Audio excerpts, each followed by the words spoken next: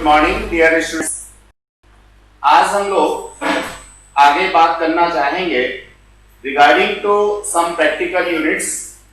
Students, practical units के बारे में कुछ पढ़ना चाहें उससे पहले जो हमारे बोर्ड के ऊपर कुछ लिखा हुआ है इसका हम लोग समझने की कोशिश करें कि आखिर क्या लिखा है। आप ही जैसे कुछ स्टूडेंट्स लास्ट ईयर इसको मेंशन करके गए थे। एडोल्फस यहां हम देखते हैं physics is the application of mathematics.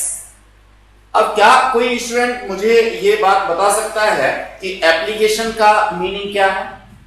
एक बहुत सिंपल सा एग्जांपल बताता हूं। आपने मार्केट से लाकर के कुछ आटा घर पे रख दिया। अब उस आटे के एप्लीकेशंस रोटियां यानी चपातियां होती हैं, पूड़ी होती हैं, कचौड़ी होती हैं या व्हाटएवर सो गोलगप्पे बनाए जा सकते हैं। तो एक्चुअली आटे के एप्लीकेशंस हैं गोलगप्पे या पूड़ियां या रोटियां। तो बस ऐसे समझ सकते हैं कि अगर मैथमेटिक्स आप लोगों का आटा है तो उसका एप्लीकेशन है क्या? फिजिक्स। अब इससे कॉम्प्लेक्सिटी लेवल का जो कहना चाहिए लेवल है वो हमें पता लग जाता है कि मैथ्स की कॉम्प्लेक्सिटी क्या हो सकती है और फिर फिजिक्स की कॉम्प्लेक्सिटी क्या हो सकती है। तो स्टूडेंट्स, सारे सब्जेक्ट्स आपके यहाँ 100 मार्क्स के होते हैं, जिसमें आपकी लैंग्वेज हिंदी भी हो सकती है, आपकी इंग्लिश भी हो सकती है, आपका मैथ भी हो सकता है, इसी तरह से मे बी आपका फिजिक्स हो सकता है या केमिस्ट्री हो सकता है। तो देखो, हर सब्जेक्ट की कॉम्प्लेक्सिटी अलग अलग है और हर किसी का वेटेज बराबर है। तो अब हर सब्जेक्ट को मैं वेटेज के अकॉर्डिंग कंपेयर करने की कोशिश ना करूं। कॉम्प्लेक्सिटी का लेवल मुझे निश्चित रूप से ध्यान रखना होगा कि फिजिक्स का कॉम्प्लेक्सिटी लेवल क्या है, मैथ का कॉम्प्लेक्सिटी लेवल क्या है। तो यहां मैंने आपको समझाने की कोशिश की कि अगर मैथमेटिक्स आटा है तो फिजिक्स जो है वो उससे बना हुआ कोई भी प्रोडक्ट हो सकता है। इट में भी सबसे आसान मैं चपाती की बात करूं, थोड़ा मुश्किल पूरी कचौड़ी की बात करूं और मुश्किल गोलगप्पे की बात करूं, तो कहीं ना कहीं मुझे इसके एप्लीकेशंस यानी मैथ्स के एप्लीकेशंस को पढ़ना है, फिजिक्स को पढ़ना है। और इनको भी कंपेयर करते हैं। चपाती को मैं कंपेयर कर सकता हूं सीबीएसई के लिए फिजिक्स, पूरी या कचौड़ी को कंपेयर कर सकता हूं नॉर्मल ग्रेड के जो कॉम्पिटिटिव एग्जाम होते हैं उनके लिए। अगर मैं गोलगप्पे बनाने की बात करता हूं उसी आटे से, तो उस एप्लीकेशन को मैं फिजिक्स के साथ में कंपेयर करना चाहूंगा आईआईटी एडवांस के लिए या व्हाटएवर सो एम्स के लिए, या फिर आगे हम लोग पढ़ते हैं गेट स्कोर के लिए। तो बच्चों, कॉम्प्लेक्सिटी लेवल आप सबको समझ में आ जाना चाहिए। आगे की बातें फिर समझाएंगे। यहां हर लेटर कुछ ना कुछ कहता है, आपके पास ये डेली आता है, तो आप इसको ध्यान से देख लेंगे और हर लेटर के बारे में अपनी कॉन्सिक्वेंसेस निकाल के देंगे।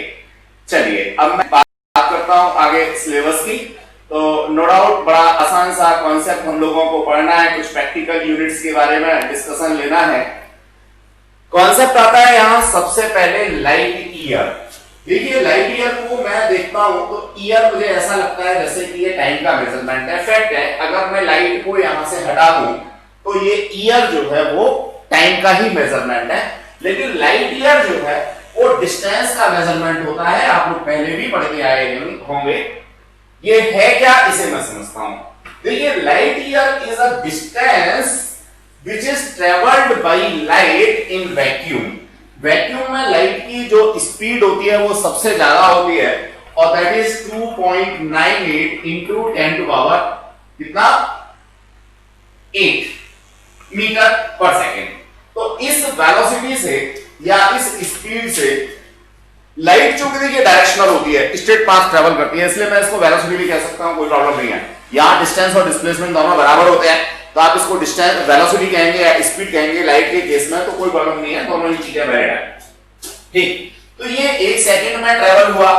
अब इसको अगर मैं 1 मिनट के लिए बात करता हूं तो 60 से मल्टीप्लाई किया, फिर मैंने 1 घंटे के लिए बात की तो फर्दर 60 से मल्टीप्लाई किया, 1 घंटे के बाद में 24 घंटे के लिए मैंने बात की, यानी एक दिन के लिए बात की तो 24 से मल्टीप्लाई किया, फिर पूरे साल के लिए बात की तो 365 से मैंने मल्टीप्लाई किया। इस तरीके से एग्जैक्ट कैलकुलेशन आपको यहां पे दे रखी है। तो light year is a measurement for distance, एक बड़ी यूनिट है। वैल्यू मीटर में कितनी आती है, दैट इज 9.467 इंटू 10⁻15, ये वैल्यू आती है। Light is used for astronomy, astronomy यानी उन ऑब्जेक्ट्स की डिस्टेंस को मेजर करने के लिए हम लोग इसको यूज करना पसंद करते हैं जो अर्थ की सरफेस से बाहर है, इसलिए हम लोग इसको एस्ट्रोनॉमी में यूज करते हैं।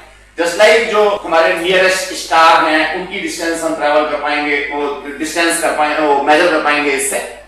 अल्फा सेंचुरी अर्थ के नियरेस्ट स्टार है, तो उसकी डिस्टेंस अगर मेरे को फाइंड आउट करनी है तो मैं लाइट ईयर में ही मेजर करके बताऊंगा, और that is approximately 4.3 light year. तो ये था मेरा कॉन्सेप्ट बच्चों लाइट ईयर को लेकर के।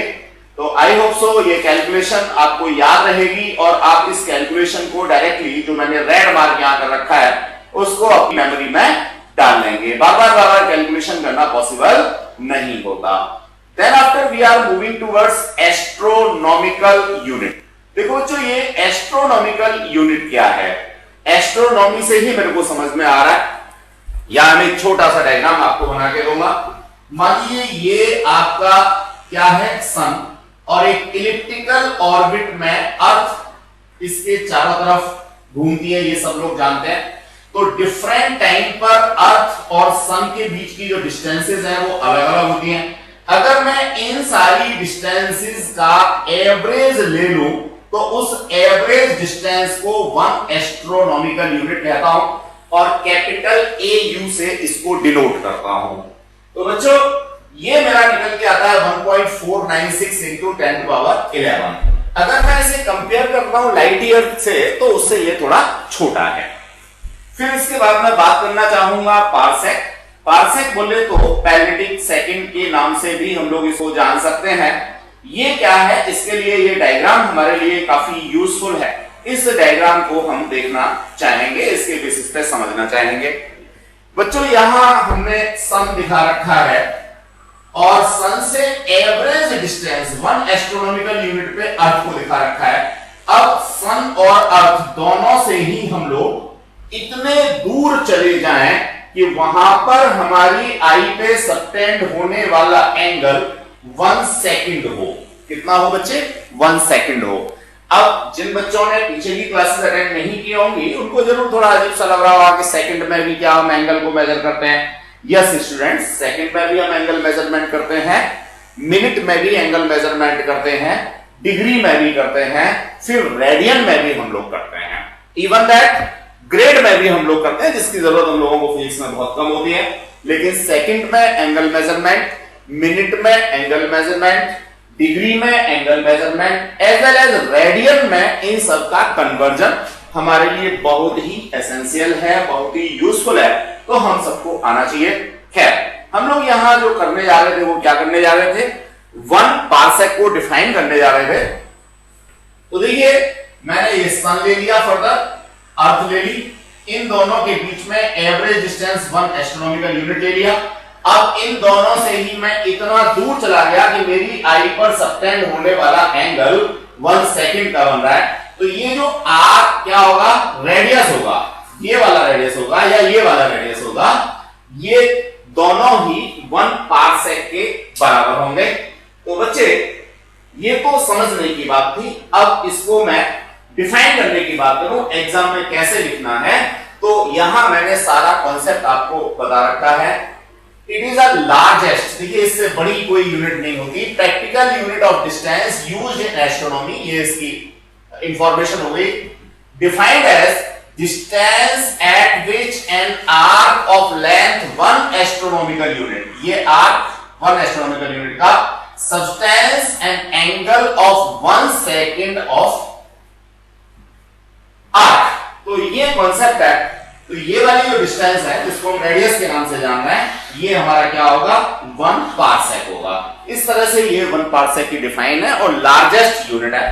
तो ये स्टूडेंट था हमारा क्या, पारसेक। अब एक क्वेश्चन 100% इन तीनों को लेकर के आपको एग्जाम में मिलता ही मिलता है। ये यहां कैलकुलेशन दे रखी है बच्चों पार्सेक की। इस कैलकुलेशन को हम लोग एक बार देखना चाहेंगे। आप इसे अपने हाथ से करेंगे, मैं यहां सिर्फ आपको एक्सप्लेन करूंगा। अकॉर्डिंग टू डेफिनेशन 1 पार्सेक, देखिए क्या है, arc upon radius is always equals to what? Arc upon radius is always equals to angle. ध्यान रहे, ये एंगल मेजरमेंट हम लोगों का किसमें होना चाहिए बच्चों? एंगल मेजरमेंट होना चाहिए रेडियन में। तो हमें ये फॉर्मूला लगाना होता है। दूसरी चीज हम लोगों को ये भी ध्यान रखना होता है कि ये एंगल बहुत बड़ा ना हो, ये एंगल हमारा छोटा ही होना चाहिए। तो हमने यहां 1 सेकेंड ले रखा है। तो हमको बात कर रहे थे क्या? आर्क अपॉन रेडियस की। चलिए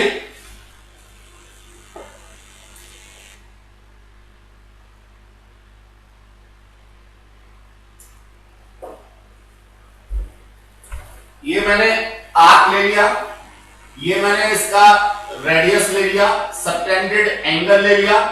तो मैं यहां पे लिखता हूं arc radius that is equals to angle, angle को थीटा लिखा, तो theta equals to arc upon radius. Arc था 1 एस्ट्रोनॉमिकल यूनिट का, और रेडियस जो है मेरे को फाइंड आउट करना है, जिसको मैंने क्या कहा है? 1 पार्सेक कहा है। और ये एंगल मेरा कितना है? 1 सेकेंड है। अगर मैं इन वैल्यूज को डाल देता हूं, यहां 1 सेकेंड डाल देता हूं, यहां 1 एस्ट्रोनॉमिकल डाल देता हूं मीटर में, तो मेरे को यहां क्या मिल जाएगा? 1 पार्सेक की वैल्यू मिल जाएगी। वही काम मैंने यहां पर रखा है, 1 पार्सेक। इसको मैं लिख सकता हूं यहां पे क्या? रेडियस इक्वल्स टू, ये हो गया आर्क, ये हो गया एंगल थीटा। वैल्यू मैंने डाली 1 एस्ट्रोनॉमिकल यूनिट, जो मैं पीछे से पढ़ के आया हूं वो यूनिट डाल दी। इस 1 सेकंड को मैंने कन्वर्ट किया है किसमें? रेडियन में। तो 1/3600, ये आपका कॉन्सेप्ट आ गया किसका? मिनट का, आर का, और π/180 ये आ गया आपका रेडियन का। इस तरह से मेजरमेंट मेरा आ गया 3.08 × 10⁻16 मीटर। तो बच्चों ये लार्जेस्ट प्रैक्टिकल यूनिट है। अब 1 पार्सेक को अगर मैं लाइट ईयर के टर्म्स में कन्वर्ट करता हूं, कैसे कन्वर्ट करूंगा ये बात अभी मैं सीखूंगा, तो मेरे को मिल जाता है दैट इज 3.26 लाइट ईयर। तो देखिए आज आपके पास में होमवर्क के लिए ये कॉन्सेप्ट मिल जाता है कि आप इन तीनों को आपस में इंटरलिंक करेंगे। आगे बढ़ते हैं स्टूडेंट्स। आगे हम लोग बात कर रहे हैं relation between astronomical unit light year and parsec. देखिए मैंने दोनों जगह इंपॉर्टेंट लिख रखा है, ऊपर भी इंपॉर्टेंट मार्क किया हुआ है, फिर इंपॉर्टेंट मार्क किया हुआ है, तो आप समझ सकते हैं इसकी इंपॉर्टेंस क्या होगी। आपके एग्जाम में ये आएगा ही आएगा। सबसे पहले तो मुझे ये तीनों वैल्यू याद होनी चाहिए। 1 एस्ट्रोनॉमिकल यूनिट मीटर में कितना होता है, 1 लाइट ईयर मीटर में कितना होता है, और पार्सेक मेरा कितना होता है। यहां पावर्स सबसे पहले याद रखें, छोटी उससे बड़ी और फिर उससे बड़ी, ठीक है। ये चीज इसके लगभग 2 गुनी होती है और इसका 3 गुना लगभग ये होता है। इस तरीके से आप इनमें कोरिलेशन डेवलप कर सकते हैं। अब आपको इन्हीं दो के बीच में रिलेशनशिप डेवलप करनी है, तो सिंपल सा मैंने यहां लिखा 1 light year over 1 astronomical unit, यहां से डिवाइड किया, ये मेरे पास रिलेशन आ गया। लाइट ईयर को अपनी जगह रख लिया, एस्ट्रोनॉमिकल यूनिट को दूसरी जगह ले गया, तो लाइट ईयर और एस्ट्रोनॉमिकल यूनिट के बीच में रिलेशनशिप मेरे को आ गया। इसी तरह से मैं लाइट ईयर और पार्सेक के बीच में निकाल सकता हूं, या मैं एस्ट्रोनॉमिकल यूनिट और पार्सेक के बीच में निकाल सकता हूं। तो दोनों को आमने सामने प्लेस करना है, दोनों की वैल्यू मीटर में होनी चाहिए। किसमें होनी चाहिए? मीटर में, क्योंकि मीटर हमारा एसआई सिस्टम का मेजरमेंट होता है। तो इस तरह से हम लोग आपस में बच्चों इनको इंटरलिंक कर सकते हैं। Now we are moving towards the next concept और नेक्स्ट एस्पेक्ट। एक क्वेश्चन 100% आपको आएगा यहां से। तीनों में कंपैरिजन की बात की तो पार्सेक सबसे बड़ा, फिर लाइट ईयर सबसे छोटा एस्ट्रोनॉमिकल यूनिट। एक क्वेश्चन हमने यहां पे दे रखा है, मुझे नहीं लगता है कि इस पे हम अननेसेसरी टाइम अपना खराब करें। कैसे हमें निकालना है, बड़ा क्लियर सी बात है। ये लाइट ईयर हम लोगों को देख रखा है और इसको मीटर में कन्वर्ट करना है, तो सा यूनिटरी सिस्टम मैं अप्लाई करूंगा। यूनिटरी सिस्टम क्या होता है बच्चे? 12 रुपए के 6 केले, तो 1 रुपए का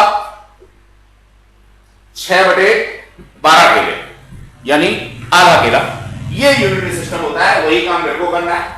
या वो पूछता how many light year in 1 metre, तो लाइट ईयर इक्वल्स टू, मैंने मीटर लिख लिया, इसको उल्टा करके लिखा, इतने metre equals to light year. अब 1 मीटर निकालना है, तो ये वाली जो फिगर है ये दूसरी तरफ चली जाती है, ये दूसरी तरफ चली गई, यहां पे आ गई, और इसको मैंने सॉल्व किया तो आंसर आ गया। तो छोटी छोटी चीजें हैं, यहां से शुरुआत होती है। मैथमेटिक्स की एप्लीकेशन है फिजिक्स, मैंने अभी थोड़ी देर पहले ही आप लोगों को समझाया था स्टूडेंट्स। अब हम लोग आगे बात करना चाहेंगे, express the average distance of the earth from the sun in light year and parsec. जो आपका एस्ट्रोनॉमिकल यूनिट है उसको आपने कन्वर्ट करना है लाइट ईयर में और पार्सेक में। तरीका वही है, अब मैं यहां अननेसेसरी टाइम खराब नहीं करूंगा, आपको सॉल्यूशन दे रखा है। अगर इन केस कहीं कोई आपको फिर भी प्रॉब्लम आती है, then you have to discuss separately with me. चलिए, some practical units for measuring time. Time को मेजर करने के लिए कुछ यूनिट्स हम लोग यहां पे और देखें, प्रैक्टिकल यूनिट्स।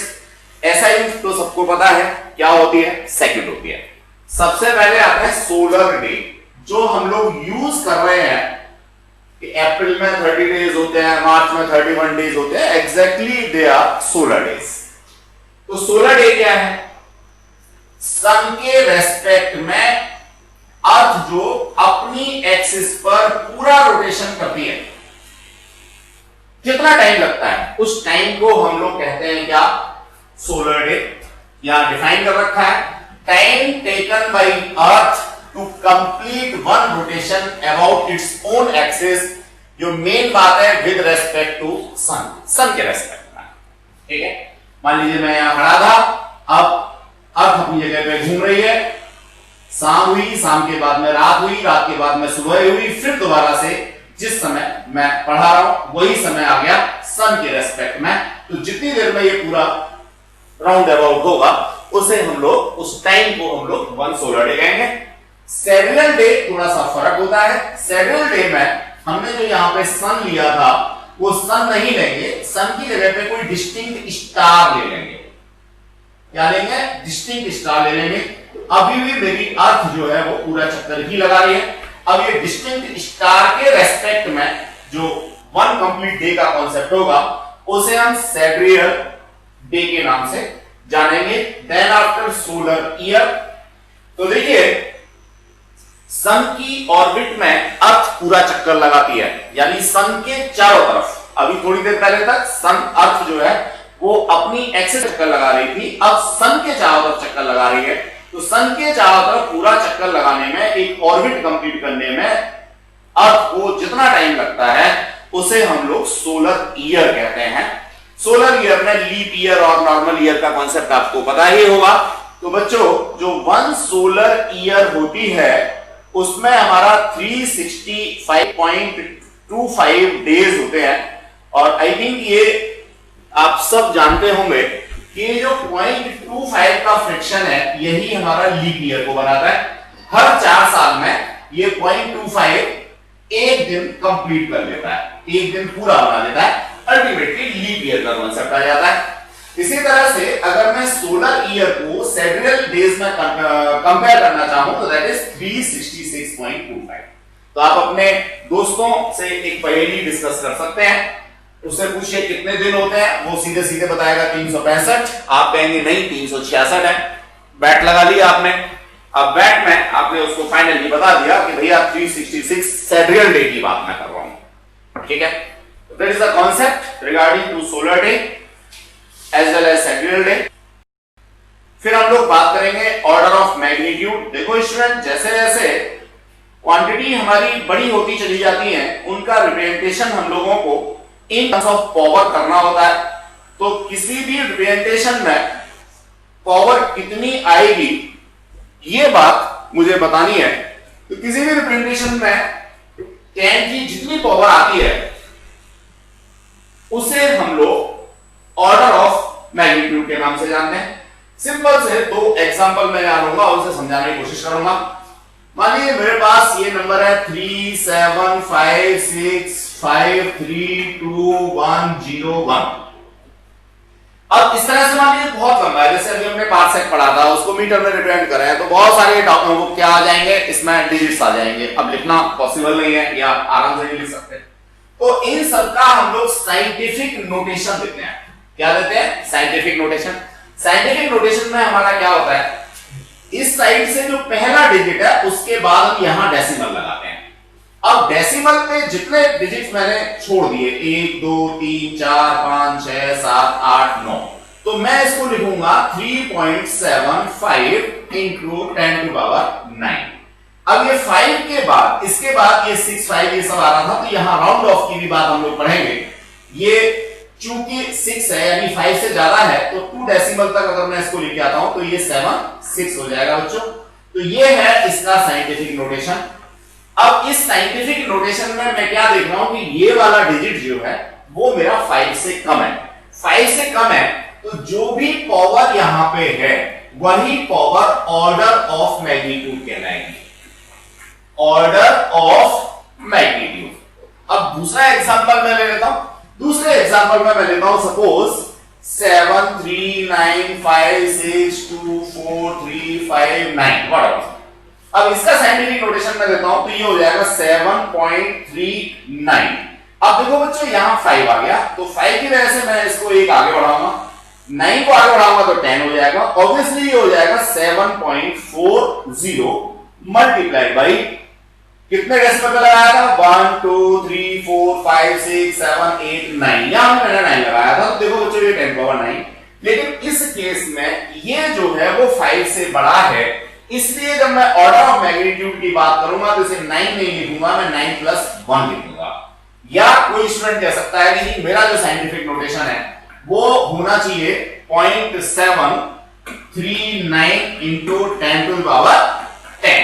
तो बच्चों यहां जो दूसरे वाला केस है जिसमें ये फर्स्ट डिजिट 5 से बड़ा है, वहां मेरा ऑर्डर ऑफ मैग्नीट्यूड जो भी पावर आ रही थी 10 की उसमें एक ऐड करके मिलता है, और अगर ये 5 से छोटा है तो order of magnitude as it is मेरे को मिल जाता है। ये बात मैंने यहां समझ ली। अब इसको यहां डिफरेंट एग्जांपल्स की फॉर्म में मैंने आगे दिया हुआ है, समझाने की कोशिश की है, उसी को हम लोग आगे बढ़ाते हैं बच्चों। ये है, ये सारा मैंने लिख रखा है कि कैसे लिखना है, कैसे इसका रिप्रेजेंटेशन होगा। देखो बच्चों यहां अगर हम लोग सबसे ऊपर वाली लाइन को एक बार रीड करते हैं तो ये हमें मिलता है to determine the order of magnitude of a number n, we first express is at 9 into 10 to the power x। अब sorry n into 10 to the power x, तो मुझे 10 to the power x के terms में इसको लिखना है सबसे पहली बात। फिर दूसरी बात मैंने यहां ये समझाने की कोशिश है बच्चों, जो अभी ऊपर मैंने एक एग्जांपल के थ्रू आपको समझाया था कि अगर ये चीज मेरी ये है यानी 0.5 या इससे बड़ी है, तो उस स्थिति में मेरा जो मैग्नीट्यूड है एक बढ़ा जाता है, और अगर छोटी है तो उतना ही रहता है। ये बात मैंने समझाने की कोशिश की थी। अब इसको एक एग्जांपल की फॉर्म में लिया हमने। 1 लाइट ईयर को इन टर्म्स ऑफ मीटर आपने लिखना है और इसका ऑर्डर ऑफ मैग्नीट्यूड बताना है। तो बच्चों देखो ये सारा कैलकुलेशन वही जो ऊपर की थी हम लोगों ने दोबारा से यहां से की, यहां से करने के बाद अपना आंसर निकाला। जो अपना आंसर निकाला उसमें मेरे को 10 की जो पावर है उनको एक बार ध्यान से देखना है। यहां तक तो मैं कर ही चुका था, बता ही चुका था। देखो बच्चों इसको जो मेरा लिखने का तरीका है वो तरीका मेरे को मिलता है, मैंने लिखा था 9 इंटू 9.467 इंटू 10 पावर 15, लेकिन 9 जो है चूंकि मेरा वो 5 से बड़ा है इसलिए मैंने इसको लिखा 0.9 और यहां ऑर्डर आ गया मेरा 10 टू पावर 16। ठीक है, या कोई बच्चा ऐसे भी कह सकता है कि ये मेरा चूंकि 5 से बड़ा है तो ये जो 15 पावर है इसमें एक ऐड करके मैं ऑर्डर ऑफ मैग्नीट्यूड 16 कहूंगा।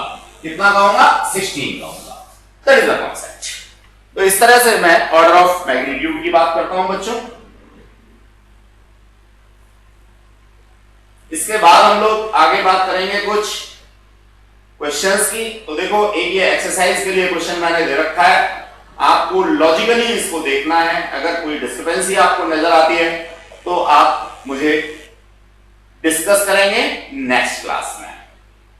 ये एक्सरसाइज के लिए क्वेश्चन दिया हुआ है, उसी के बेसिस पे है। अब हम लोग बात करना चाहेंगे इनडायरेक्ट मेजरमेंट्स की। देखो स्टूडेंट, सबसे पहले हम ये समझें कि ये इनडायरेक्ट मेजरमेंट्स क्या है। मान लीजिए ये बोर्ड है, इस बोर्ड की आपने लेंथ को मेजर करना है और आपके पास मीटर स्केल है, तो आप सीधा सीधा यहां से लगाते हैं। ये यहां सपोज 1 मीटर हो गया, फिर दोबारा से इसको लगाते हैं, ये सपोज 2 मीटर हो गया। आपने बता दिया कि ये 2 मीटर विड्थ है इस बोर्ड की।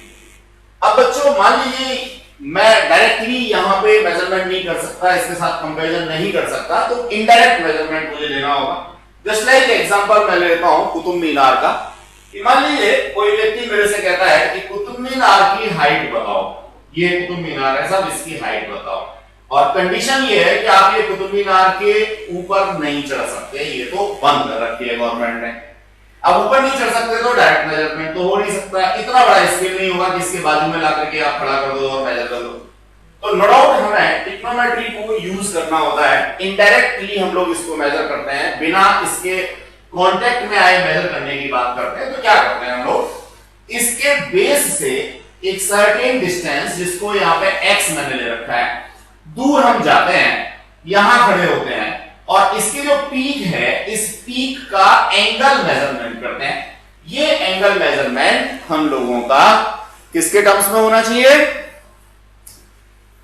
डिग्री के टर्म्स में होना चाहिए। जब बहुत ज्यादा बड़ी डिस्टेंसेस है तो रेडियन के टर्म्स में होना चाहिए। किससे मेजर करेंगे, एक इंस्ट्रूमेंट हमारे पास होता है जिसे हम लोग बोलते हैं सेक्सटेंट। तो सेक्सटेंट की हेल्प से हम लोग इसको मेजर करना पसंद करेंगे। तो ये कॉन्सेप्ट है बच्चों, किसको लेकर के,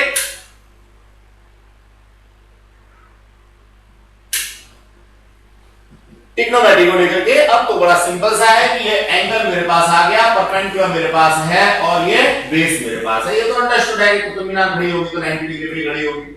अब इसमें सीधे सीधे मैं tan theta equals to perpendicular over base लगा सकता हूं। बेस मुझे पता है, डायरेक्ट मेजरमेंट से मैंने पता कर लिया, थीटा मैंने पता कर लिया सेक्सटेंट की हेल्प से, और निश्चित रूप से h equals to x tan theta में वैल्यूज को डाल करके मैंने निकाल लिया अपना आंसर। तो ट्रिग्नोमेट्री की हेल्प ली मैंने, इनडायरेक्टली इसको मेजरमेंट कर लिया।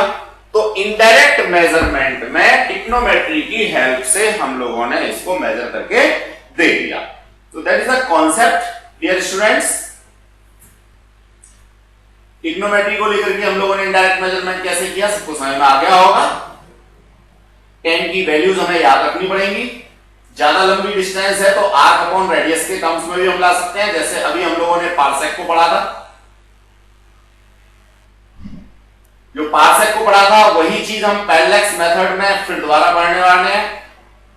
100% ही मैं कह सकता हूं कि आप लोगों के एग्जाम में ये जो कॉन्सेप्ट है इनडायरेक्ट मेजरमेंट पैरेलैक्स मेथड से आपके यहां आता ही आता है। तो इसको हम लोग समझ लें। सबसे पहले हम समझने की कोशिश करें कि ये पैरेलैक्स क्या है।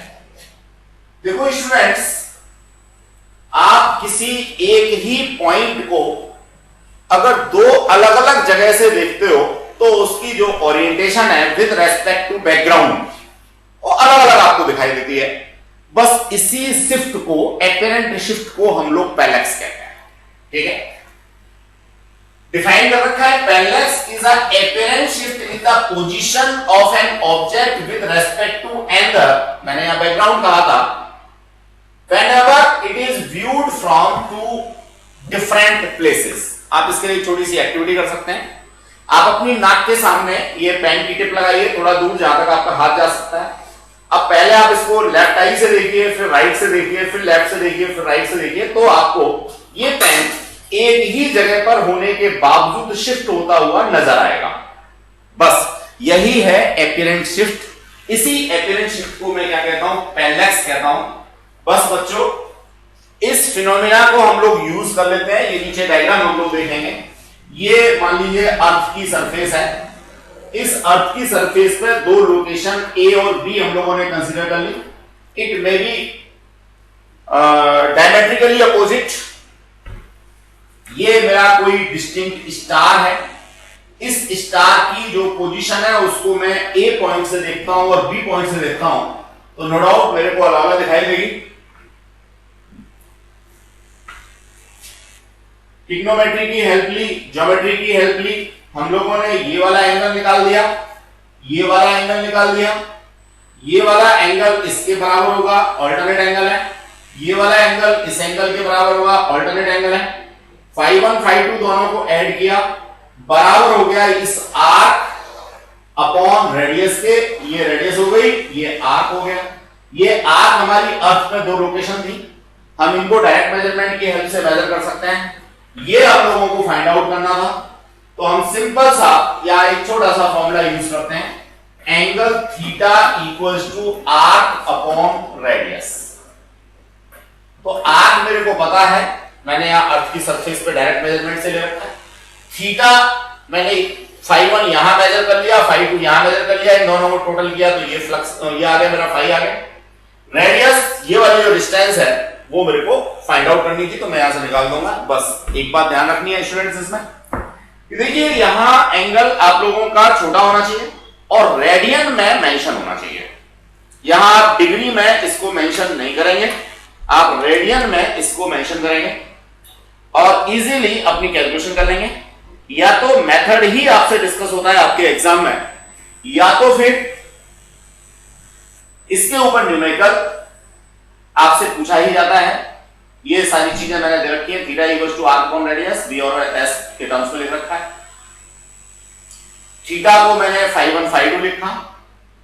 इस तरह से हम लोग डायमीटर ऑफ मून भी निकाल सकते हैं, इससे डिस्टिंक्ट स्टार का भी निकाल सकते हैं, दो तरीके से यूज कर सकते हैं। कैसे आपको एग्जाम में लिखना है ये सारी लैंग्वेज यहां पे दे रखी है, समझा मैंने दिया। कैलकुलेशन की जब बात होगी तो बस मुझे यही बताना है कि बच्चों एंगल मेजरमेंट जो है वो आपको इसमें रेडियन में लेना है और डिस्टेंस आपको मीटर में लेनी है। अभी इस पर बेस्ड एक न्यूमेरिकल करेंगे, उस न्यूमेरिकल के बेसिस पर हम लोग इसको और भी क्लियर करने की कोशिश करेंगे। Then after laser method, exactly what is laser? देखो बच्चों, लेजर जो वर्ड को बेसिकली एक एब्रिविएशन है जिसका पूरा नाम है light amplification by stimulated emission radiation. यहां से लेजर हमारा बना है।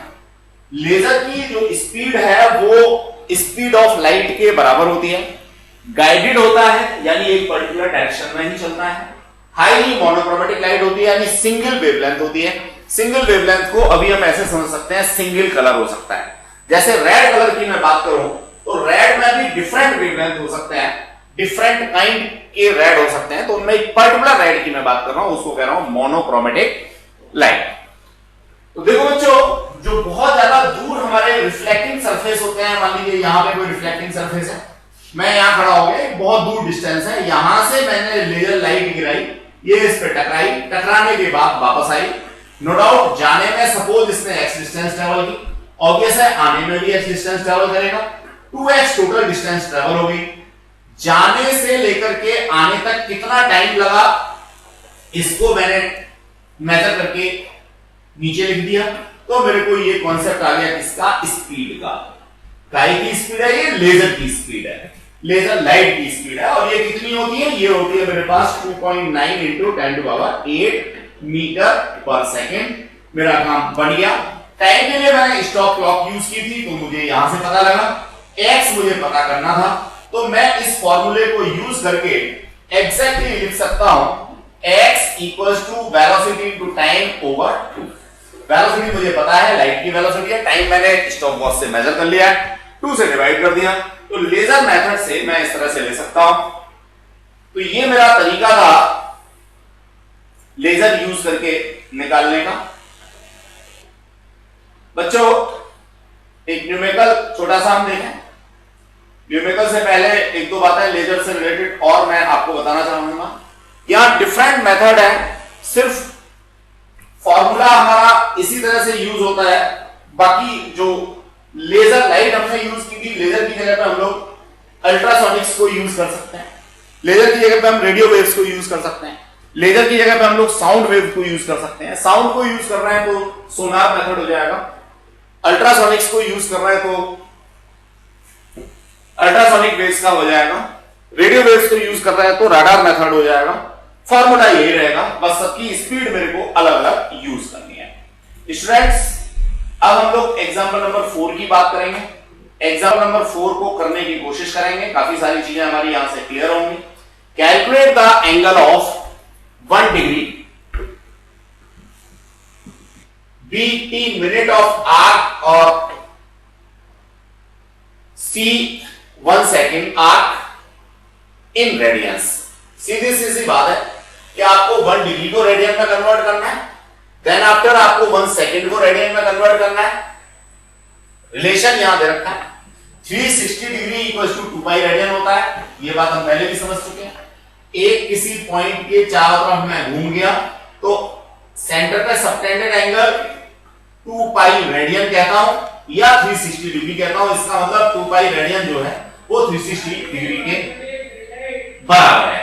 बराबर है तो वही रिलेशन मेरे को यहां पे दे रखा है। इसी क्वेश्चन के अंदर गिवन है कि जो 1 डिग्री है वो 60 मिनट के बराबर होता है और जो 1 मिनट है वो 60 सेकंड के बराबर होता है। That is the concept. तो यूनिटरी मेथड ही आप लोगों को इसमें यूज करना है और यूनिटरी मेथड बड़ा आसान है। कोई 12 रुपए के 12 केले, 1 रुपए का 1 केला तो 7 रुपए के 7 केले। तो ये कैलकुलेशंस हैं बच्चों, आप इनको सेल्फ रियलाइज करेंगे तभी आपको ये क्लियर होगा।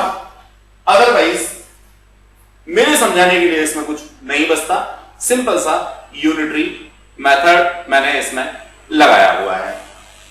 एग्जाम्पल नंबर 5 की बात हम लोग करेंगे। इसको अभी मैं छोड़ रहा हूं या ऐसे कहिए होमवर्क मैं आपको दे रहा हूं, घर से आप लोग इसको करके आएंगे। एनसीईआरटी का क्वेश्चन है, थोड़ा सा मिसपरसेप्शन इसमें होता है।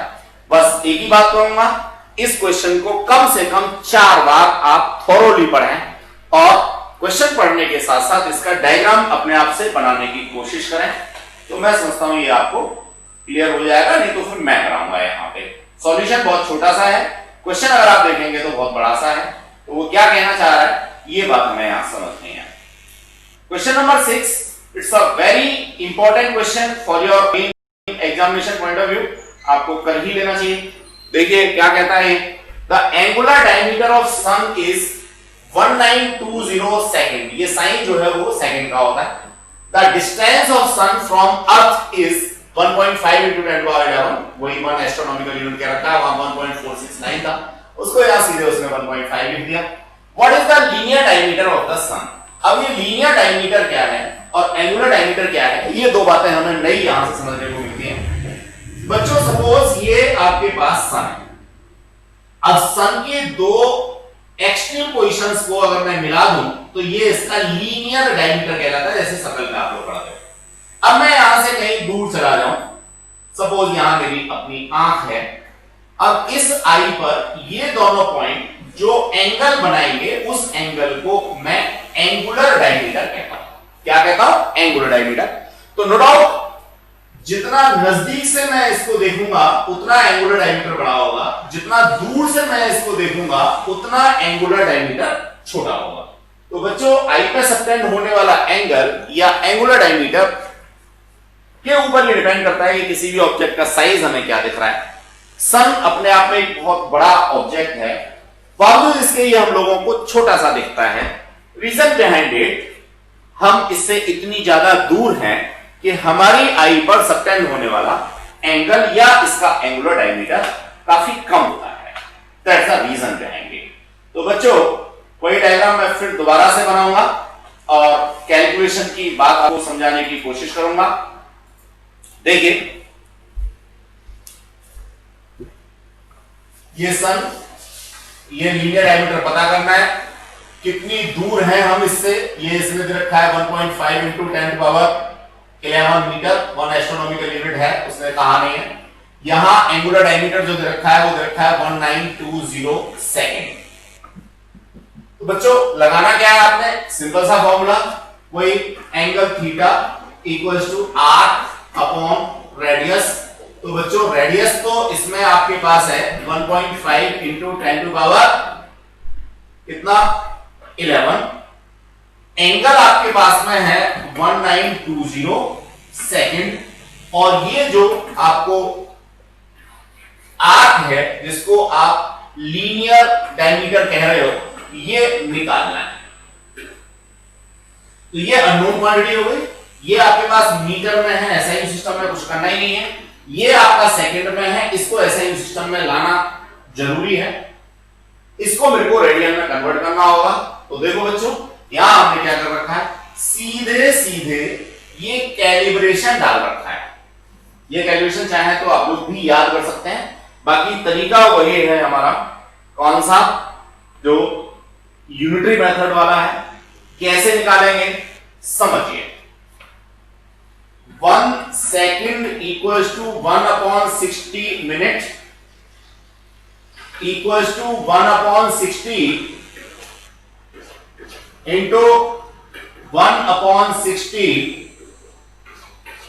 डिग्री और इंटू पाई बाई 180 रेडियन।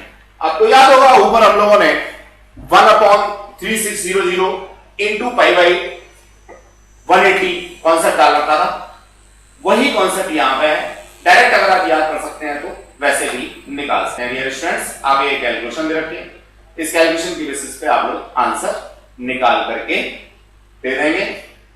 तो आज हमें यहीं तक करना है।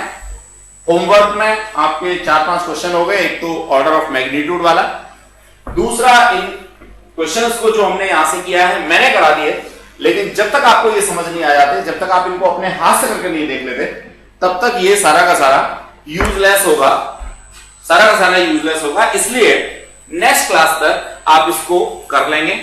इनडायरेक्ट मेथड में atomic radius by Avogadro hypothesis, ये बात हम लोग पढ़ेंगे नेक्स्ट क्लास में।